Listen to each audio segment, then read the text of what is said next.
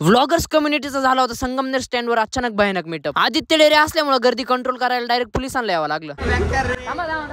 असं नाही, पहिले हे बघा, आज दोन मोठे व्लॉगर आपल्याला भेटायला आले होते. ते म्हणजे आदित्य डेरे आणि त्यांचे बंधू महेश डेरे. तुमच्यासाठी ते व्लॉगर असतील पण माझ्यासाठी ते दोघे भाऊचे.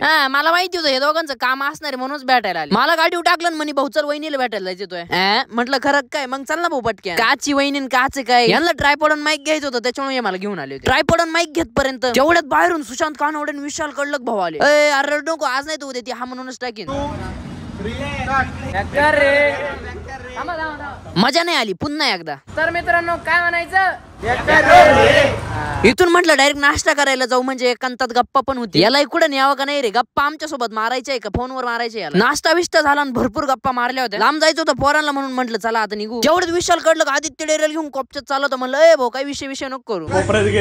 काय विषय नव्हता, सोशल मीडिया बाबतच थोडी चर्चा होती म्हणून साईडला गेले होते. पण इथं पोरांचं तेवढ्यात नियोजन झालं का संगमनेर स्टँडवर एकदा चक्कर मारून यायचं, ज्यांच्यामुळे आपण त्यांनाच भेटलो नाही तर कसं काय जमन. स्टँडवर एंट्री होताच बाबो सगळ्यांचं लक्ष इकडच. याला काय करावं, हा आमच्यापासून लांब लांब पळू राहिलाय. प्रत्येकाची ऑडियन्स ज्याला त्याला भेटत होती आणि जे आम्हाला ओळखत नव्हते ते सुद्धा विचारत होते कोण हे पोरं. खरंच बाकी काही नाही पण ओळख तर कमावली भो. गर्दी एवढी वाढली होती का पोलीस सुद्धा यायला लागले होते. आपल्यामुळे इतरांना त्रास नको व्हायला त्याच्यामुळे पोरांना म्हटली निघावं लागत आहे. आता आदित्यला म्हटलं चल भेटू लवकरच. येत्या थोड्या दिवसातच आम्ही भेटणार आहे. तुमचा काही प्रश्न विचारायचा असेल आदित्य डेरेला किंवा दुसरं कोणा, कमेंट बॉक्स मध्ये टाकून ठेवा, मी विचारून टाकतो.